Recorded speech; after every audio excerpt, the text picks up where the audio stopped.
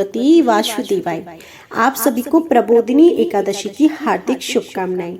आज प्रबोधिनी एकादशी की तिथि पर आप सुनेंगे प्रबोधिनी एकादशी की व्रत कथा, जिसे सुनने मात्र से भगवान श्री हरि जी के साथ माता लक्ष्मी की कृपा भी बनी रहती है। एक राजा के राज्य में सभी लोग एकादशी का व्रत रखते थे। प्रजा तथा नौकर चाकरों से लेकर पशुओं तक को एकादशी के दिन अन्न नहीं दिया जाता था। एक दिन किसी दूसरे राज्य का एक व्यक्ति राजा के पास आकर बोला, महाराज कृपा करके मुझे नौकरी पर रख लें।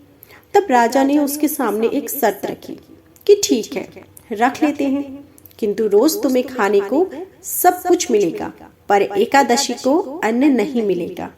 उस व्यक्ति ने उस समय तो हाँ कर ली, पर एकादशी के दिन जब उसे फलाहार का सामान दिया गया तो वह राजा के सामने जाकर गिड़गिड़ाने लगा कि महाराज, इससे मेरा पेट नहीं भरेगा, मैं भूखा ही मर जाऊंगा, मुझे अन्न दे दे। राजा ने उसे शर्त की बात याद दिलाई, पर वह अन्न छोड़ने को राजी नहीं हुआ। तब राजा ने उसे आटा, दाल, चावल आदि दिए। वह रोज की तरह नदी पर पहुंचा और स्नान कर भोजन पकाने लगा। जब भोजन बन गया तो वह भगवान को बुलाने लगा, आओ भगवान, भोजन तैयार है। उसके बुलाने पर पीताम्बर धारण किए भगवान चतुर्भुज रूप में आ पहुंचे तथा प्रेम से उसके साथ भोजन करने लगे। भोजन करके भगवान अंतर्ध्यान हो गए तथा वह अपने काम पर चला गया। 15 दिन बाद अगली एकादशी को वह राजा से फिर कहने लगा कि महाराज, मुझे दुगुना सामान दीजिए, उस दिन तो मैं भूखा ही रह गया। राजा ने कारण पूछा तो उसने बताया कि हमारे साथ भगवान भी खाते हैं, इसलिए हम दोनों के लिए ये सामान पूरा नहीं होता। यह सुनकर राजा को बड़ा आश्चर्य हुआ। वह बोला, मैं नहीं मान सकता कि भगवान तुम्हारे साथ खाते हैं। मैं तो इतना व्रत रखता हूँ, पूजा पाठ करता हूँ, पर भगवान ने अभी तक मुझे तो दर्शन नहीं दिए। राजा की बात सुनकर वह बोला, महाराज, यदि विश्वास ना हो तो मेरे साथ चलकर देख लें। राजा एक पेड़ के पीछे छिपकर बैठ गया। उस व्यक्ति ने भोजन बनाया तथा भगवान को शाम तक पुकारता रहा, परंतु भगवान नहीं आए और अंत में उसने कहा कि हे प्रभु, यदि आप नहीं आए तो मैं नदी में कूदकर प्राण त्याग। लेकिन भगवान तब भी नहीं आए। तब वह प्राण त्यागने के उद्देश्य से नदी की तरफ बढ़ा। प्राण त्यागने का उसका दृढ़ इरादा जान शीघ्र ही भगवान ने प्रकट होकर उसे रोक लिया और साथ बैठकर भोजन करने लगे। खा पीकर वे उसे अपने विमान में बिठाकर अपने धाम ले गए। यह देख राजा ने सोचा कि व्रत उपवास से तब तक कोई फायदा नहीं होता जब तक मन शुद्ध ना हो। इससे राजा को ज्ञान मिला। वह भी मन से व्रत उपवास करने लगा और अंत में स्वर्ग को प्राप्त हुआ। अब सुनिए देव प्रबोधिनी एकादशी की एक अन्य और कथा। एक राजा था, उसके राज्य में प्रजा तो सुखी थी। एकादशी को कोई भी अन्न नहीं बेचता था, सभी फलाहार करते। एक बार भगवान ने राजा की परीक्षा लेनी चाहिए। भगवान ने एक सुंदरी का रूप धारण किया तथा सड़क पर बैठ गए। तभी राजा उधर से निकला और सुंदरी को देख चकित रह गया। उसने पूछा, हे सुंदरी, तुम कौन हो और इस तरह यहाँ क्यों बैठी हो?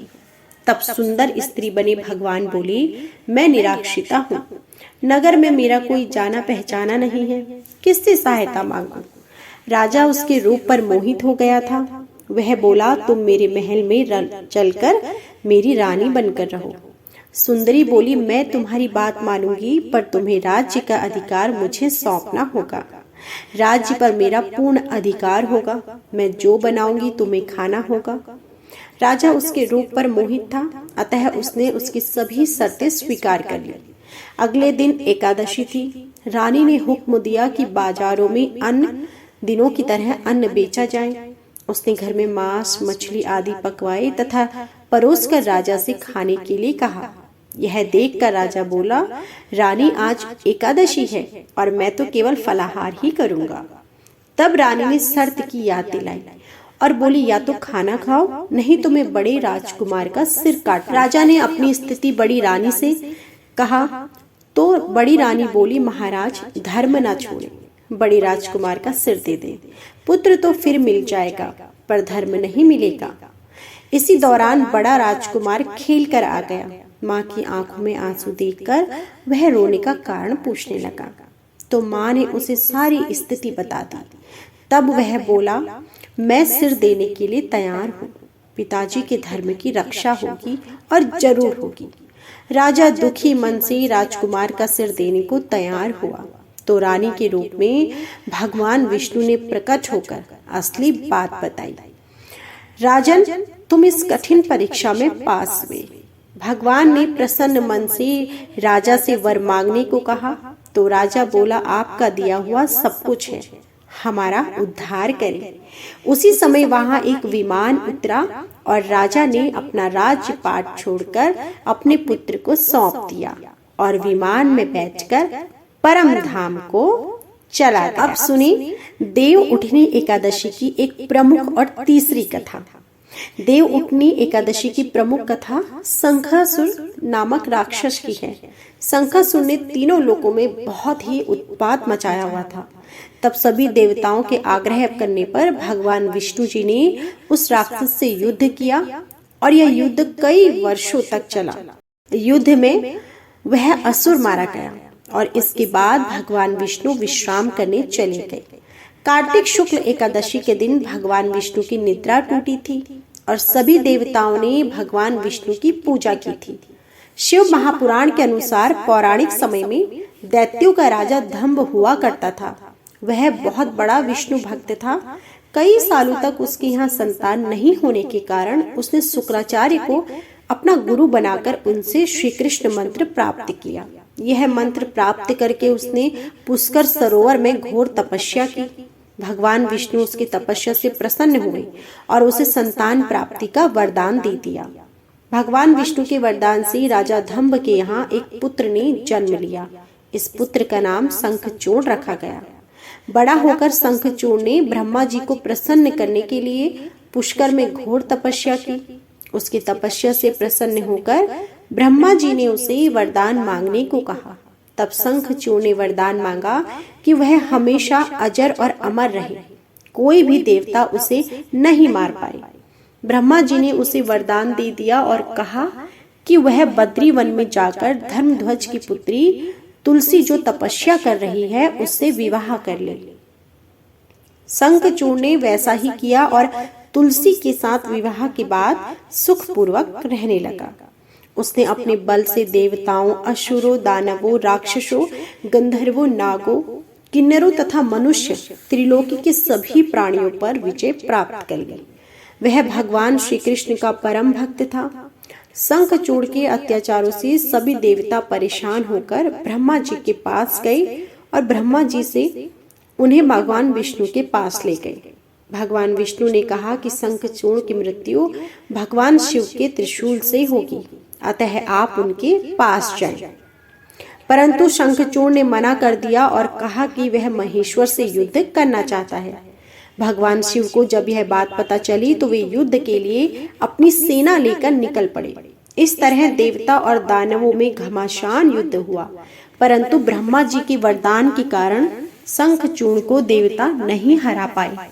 भगवान शिव ने शंखचूड़ का वध करने के लिए जैसे ही अपना त्रिशूल उठाया तभी आकाशवाणी हुई कि जब तक शंखचूड़ के हाथ में श्री हरि का कवच है और उसकी पत्नी का सतीत्व अखंडित है, तब तक इसका वध असंभव है। आकाशवाणी सुनकर भगवान विष्णु वृद्ध ब्राह्मण का रूप धारण कर शंखचूड़ के पास गए और उससे श्री हरि कवच दान में मांग लिया। शंखचूड़ ने वह कवच दान में दे दिया और जिसके बाद भगवान विष्णु शंखचूड़ का रूप बनाकर तुलसी के पास गए। शंखचूड़ रूपी भगवान विष्णु ने तुलसी के महल के द्वार पर जाकर अपनी विजय होने की सूचना दी। यह सुनकर तुलसी बहुत प्रसन्न हुई और पति रूप में आए भगवान विष्णु का पूजन किया। ऐसा करते ही तुलसी का सतीत्व खंडित हो गया और भगवान शिव ने युद्ध में अपने त्रिशूल से शंखचूड़ का वध कर दिया। तब तुलसी को पता चला कि वे उनके पति नहीं बल्कि वे तो भगवान विष्णु हैं। क्रोध में आकर तुलसी ने कहा कि आपने छल पूर्वक मेरा धर्म भ्रष्ट किया है और मेरे पति को मार डाला है, अतः मैं आपको श्राप देती हूँ कि आप पाषाण होकर धरती पर रहें। तब भगवान विष्णु ने कहा, देवी तुम मेरे लिए भारतवर्ष में रहकर बहुत दिनों तक तपस्या कर चुकी हो। तुम्हारा यह शरीर नदी में बदलकर गंडकी नामक नदी के रूप में प्रसिद्ध होगा। तुम पुष्पों में श्रेष्ठ तुलसी का वृक्ष बन जाओगी और सदा मेरे साथ रहोगी। गंडकी नदी के तट पर मेरा वास होगा और देव प्रबोधिनी एकादशी के दिन भगवान शालिग्राम और तुलसी का विवाह संपन्न कर मांगलिक कार्यों का प्रारंभ किया जाएगा। हमारे हिंदू धर्म में मान्यताओं के अनुसार इस दिन भगवान शालिग्राम और माता तुलसी का विवाह करने से अपार पुण्य प्राप्त होता है। तो यह थी संपूर्ण देव प्रबोधिनी एकादशी की व्रत कथा। वीडियो पसंद आई हो तो प्लीज वीडियो को लाइक जरूर कीजिएगा।